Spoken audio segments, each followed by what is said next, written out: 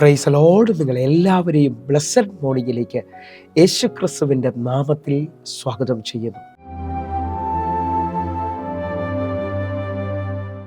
ഇത്ര നല്ല രക്ഷകനായ യേശുവേ, ഇത്രമാം സ്നേഹം നീ തന്നതാ. ഇത്ര നല്ല രക്ഷകനായ യേശുവേ, ഇത്രമാം സ്നേഹം നീ തന്നതാ. എന്തു ഞാൻ നൽകിടും തുല്യമാ, ഏഴയേ നിൻ മുൻപിൽ യാഗമാ. എന്തു ഞാൻ നൽകിടും തുല്യമാ, ഏഴയേ നിൻ മുൻപിൽ യാഗമാ. ഇത്ര നല്ല രക്ഷകാ യേശുവേ, ഇത്രമാം സ്നേഹം നീ തന്നതാ. ഇത്ര നല്ല രക്ഷകാ യേശുവേ, ഇത്രമാം സ്നേഹം നീ തന്നതാ.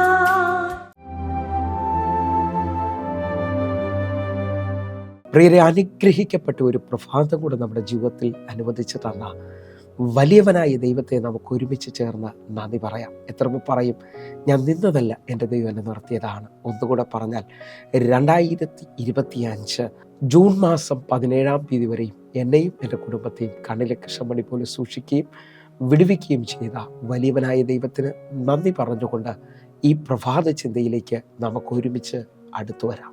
മനുഷ്യൻ അവസാനിച്ചെന്ന് പറഞ്ഞെടുത്തുന്ന ദൈവം തൻ്റെ മഹത്വത്തെ വെളിപ്പെടുത്തുന്നു.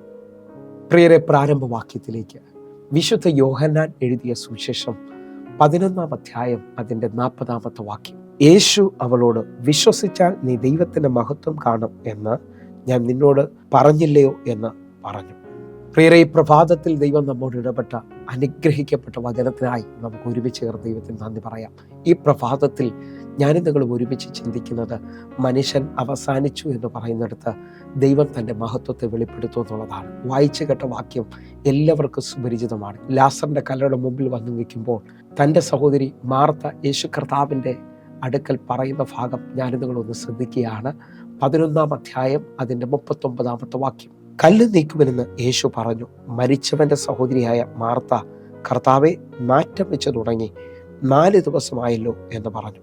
നിങ്ങൾ വിശ്വസിക്കുന്നവരാണെങ്കിൽ എൻ്റെ കൂടെ ചേർന്നുകൊണ്ട് ഇതാ മാർത്ത പറയാണ്, മരിച്ചിട്ട് 4 ദിവസമായി, നാറ്റം വെച്ചു എന്ന് പറഞ്ഞാൽ മാനുഷിക നിലയിൽ ഇനി ഒരു സാധ്യതയില്ല. ഇങ്ങനെ എന്നെ കേൾക്കുന്ന ഒത്തിരി പേരുണ്ട് കേട്ടോ. എല്ലാ സാധ്യതകളും അവസാനിച്ചു, നിരാശയോടെ നിൽക്കുന്നവരുണ്ട്. ജീവിതത്തിനകത്ത് പ്രതീക്ഷകൾ അവസാനിച്ചതുപോലെ നിൽക്കുന്നവരുണ്ട്. ഞാൻ ആത്മാവിൽ വിളിച്ചു പറയുന്നു, നിങ്ങൾ വിശ്വസിക്കാമെങ്കിൽ എൻ്റെ തമ്പുരാൻ അബ്രഹാമിൻ്റെ ദൈവമാണ്. അബ്രഹാം ആശയ്ക്ക് വിരോധമായി ആശയോടെ വിശ്വസിച്ചു എന്നുള്ളതാണ് ഞാൻ നിങ്ങൾ കാണുന്നത്. എന്ന് പറഞ്ഞാൽ തൻ്റെ ഭാര്യയുടെ ഗർഭപാത്രം നിർജ്ജീവമായെന്നും താൻ ഗ്രഹിച്ചെന്ന അവിടെ വ്യക്തമായി എഴുതിയിരിക്കുന്നത്. ആ നിലയിൽ നിൽക്കുന്ന അബ്രഹാം ആശയ്ക്ക് വിരോധമായി ആശയോടെ വിശ്വസിച്ചു, ദൈവത്തിന് മഹത്വം കൊടുക്കാൻ തുടങ്ങി. നിങ്ങൾ വിശ്വസിക്കുന്നുണ്ടെങ്കിൽ എൻ്റെ കർത്താവ് ഇല്ലാത്തതിനെ ഉള്ളതിനെ പോലെ വിളിക്കുകയും മരിച്ചതിനെ ജീവിപ്പിക്കുകയും ചെയ്യുന്നവരാണ്. നിങ്ങൾ വിശ്വസിക്കാൻ പറ്റുമെങ്കിൽ അബ്രഹാമിൻ്റെ ദൈവം നിങ്ങൾക്ക് വേണ്ടിയും ഇപ്പോൾ ഒരു അത്ഭുതം ചെയ്യാൻ പോവുകയാണ്. നമ്മൾ കുറിവാക്യമായി വായിച്ച ഭാഗത്തേക്ക് ഒന്നുകൊണ്ടൊന്ന് മടങ്ങി വരികയാണ്. മാർത്ത പറഞ്ഞു, ഒരു സാധ്യതയുമില്ല. എന്നാൽ എൻ്റെ യേശു കർത്താവ് പറയാണ്, നീ വിശ്വസിച്ചാൽ ദൈവത്തിൻ്റെ മഹത്വം കാണും. എന്നെ കേൾക്കുന്നവരെ, യേശു ഇന്നും ജീവിക്കുന്നുവെന്ന് എത്ര പേർ വിശ്വസിക്കുന്നുണ്ട്? നിങ്ങളുടെ ജീവിതത്തിനകത്ത് ലാസറിനെ ഉയർപ്പിച്ചവൻ നിങ്ങൾക്ക് വേണ്ടി ഒരു അത്ഭുതം ചെയ്യും. തീർന്നെന്ന് പറഞ്ഞ, അവസാനിച്ചെന്ന് പറഞ്ഞ എല്ലാ മേഖലയിലും തമ്പുരാൻ ഒരു മറുപടി തരാൻ പോവുകയാണ്. നിങ്ങൾ വിശ്വാസത്തോടെ തമ്പുരാൻ്റെ അതിശയം കാണുവാൻ ഈ സമയത്ത് തയ്യാറാകണം. അതേപോലെ തന്നെ യോഹന്നാൻ്റെ സുവിശേഷം 2-ാം അധ്യായം ശ്രദ്ധിച്ചാൽ 2-ാം അധ്യായം അതിൻ്റെ 11-ാമത്തെ വാക്യം. യേശു ഇതിനെ അടയാളങ്ങളുടെ ആരംഭമായി ഗലീലയിലെ കനാവിൽ വെച്ച് ചെയ്ത് തൻ്റെ മഹത്വം വെളിപ്പെടുത്തി. അവൻ്റെ ശിഷ്യന്മാർ അവനിൽ വിശ്വസിച്ചു. വായിച്ചു കേട്ട വചനവും നമുക്കെല്ലാവർക്കും സുപരിചിതമാണ്. കനാവിലെ കല്യാണ വീട്ടിൽ വെച്ച് യേശു കർത്താവ് ഇതാ പച്ചവെള്ളത്തെ വീഞ്ഞാക്കി തീർക്കുകയാണ്. എന്നാൽ ഈ ഭാഗത്തിലേക്ക് നമ്മൾ ആഴമായി വരുമ്പോൾ ആ വീട്ടിൽ വീഞ്ഞ് തീർന്നു പോയെന്നുള്ളതാണ്. അത് നിങ്ങളൊന്ന് ശ്രദ്ധിക്കാൻ പറ്റുമെങ്കിൽ യോഹന്നാന്റെ സുവിശേഷം 2-ാം അധ്യായം അതിൻ്റെ 3-ാമത്തെ വാക്യം. വീഞ്ഞു പോരാതെ വരികയാൽ യേശുവിൻ്റെ അമ്മ അവനോട്, അവർക്ക് വീഞ്ഞില്ല എന്ന് പറഞ്ഞു. യേശുവിൻ്റെ അമ്മ ഇതാ യേശു കർത്താവിനോട് പറയുകയാണ്, ഇവിടെ വീഞ്ഞ് തീർന്നു പോയിരിക്കുകയാണ്. ഇതാ വീഞ്ഞില്ലാത്ത സ്ഥലത്ത് എൻ്റെ കർത്താവ് പച്ചവെള്ളം കൊണ്ട് പുതിയ വീഞ്ഞിനെ ഉളവാക്കുകയാണ്.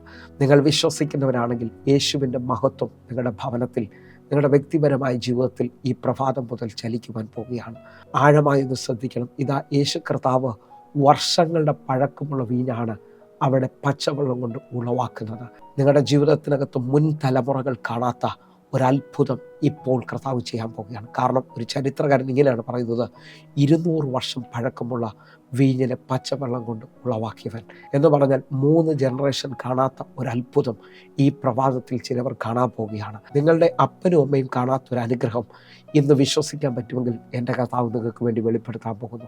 എൻ്റെ കർത്താവ് ഈ പ്രഭാതത്തിൽ ആരെയൊക്കെ നോക്കി ദൂത് പറയുന്നു, തീർന്നത് പറയാൻ വരട്ടെ. എൻ്റെ കർത്താവിൻ്റെ മഹത്വം നിങ്ങൾക്ക് വേണ്ടി വെളിപ്പെടാൻ പോവുകയാണ്. ഒന്നുകൂടെ പഴയ നിയമത്തിലേക്കൊന്ന് വന്നാൽ, പുറപ്പാട് പുസ്തകത്തിൽ ഇതാ ഫറവോൻ ഇസ്രായേൽ മക്കളെ നോക്കി പറയാണ്, അവർക്കിൻ്റെ മുമ്പിൽ വഴിയില്ല, അവരവസാനിച്ചു. നമുക്ക് പുറപ്പാട് പുസ്തകം 14 അധ്യായം 3 വാക്യത്തിലേക്ക് വരാം. എന്നാൽ അവർ ദേശത്തിൽ ഉഴലുന്നു, മരുഭൂമിയിൽ കുടുങ്ങിയിരിക്കുന്നു എന്ന് ഫറവോൻ ഇസ്രായേൽ മക്കളെക്കുറിച്ച് പറയും. ഇസ്രായേൽ മക്കളെക്കുറിച്ച് ഇതാ ഫറവോൻ പറയാണ്, മരുഭൂമിയിൽ അവർ കുടുങ്ങിയിരിക്കുകയാണ് എന്ന് പറഞ്ഞാൽ എല്ലാം അവസാനിച്ചു. എന്നെ കേൾക്കുന്നവരെ, പുറപ്പാട് പുസ്തകം 14 അധ്യായം അതിൻ്റെ 18 വാക്യത്തിലേക്ക് വരുമ്പോൾ ദൈവം പറയുന്നത് നാം ശ്രദ്ധിക്കണം. ഇങ്ങനെ ഞാൻ ഫറവോനിലും അവൻ്റെ രഥങ്ങളിലും കുതിരപ്പടയിലും എന്നെ തന്നെ മഹത്വപ്പെടുത്തുമ്പോൾ ഞാൻ യഹോവയാകുന്നു എന്ന് മിസ്രയീമ്യർ അറിയും. ഫറവോനും കൂട്ടരും ഒരുമിച്ച് പറഞ്ഞത് തീർന്നതാണ്, എല്ലാം അവസാനിച്ചതാണ്. പക്ഷെ ദൈവം പറയുകയാണ്, ഞാൻ എൻ്റെ മഹത്വത്തെ എൻ്റെ ജനത്തിൻ്റെ മുമ്പിൽ വെളിപ്പെടുത്തും.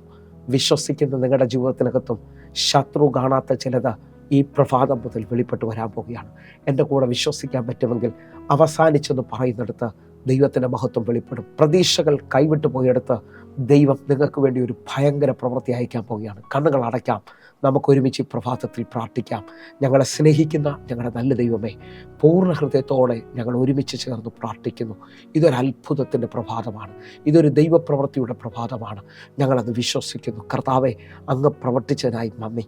കർത്താവെ, ഞങ്ങളുടെ നോട്ടത്തിൽ അവസാനിച്ചെന്ന് പറയുമ്പോൾ അങ്ങ് ചിലതിനെ ആരംഭിക്കുകയാണ്. അങ്ങയുടെ മഹത്വത്തെ അങ്ങ് വെളിപ്പെടുത്തുകയാണ്. തമ്പുരാനെ, അങ്ങനെ ചെയ്തതിനായി നന്ദി. യേശുവിൻ നാമത്തിൽ ഞാൻ പ്രാർത്ഥിക്കുന്നു. കേൾക്കണം പിതാവേ. ആമേൻ, ആമേൻ. പ്രിയരെ, ഈ പ്രഭാത സന്ദേശം നിങ്ങൾക്ക് അനുഗ്രഹമാകുന്നുവെങ്കിൽ നമ്മുടെ യൂട്യൂബ് ചാനൽ സബ്സ്ക്രൈബ് ചെയ്യും, ഫേസ്ബുക്കിലേക്ക് നിങ്ങൾ ജോയിൻ ചെയ്യുകയും ചെയ്യണമെന്ന് ഓർപ്പിക്കുന്നു. എന്നെ കേൾക്കുന്നവരെ ഒന്നുകൂടെ ഒരു സന്തോഷ വാർത്ത അറിയിക്കുന്നു. എല്ലാ ദിവസവും വൈകുന്നേരം ഇന്ത്യൻ സമയം 6 മണിക്ക് നമുക്ക് സൂമിൽ ആരാധനയുണ്ട്. നിങ്ങളെ ഞാൻ ക്ഷണിക്കുകയാണ്, നിങ്ങൾ കടന്നു വരണമെന്ന് ഓർപ്പിക്കുന്നു. എങ്കിൽ അടുത്ത ദിവസം കാണും വരെയും സ്വർഗത്തിലെ ദൈവം നിങ്ങളെ കാക്കുമാറാകട്ടെ. God bless you. ആമേൻ.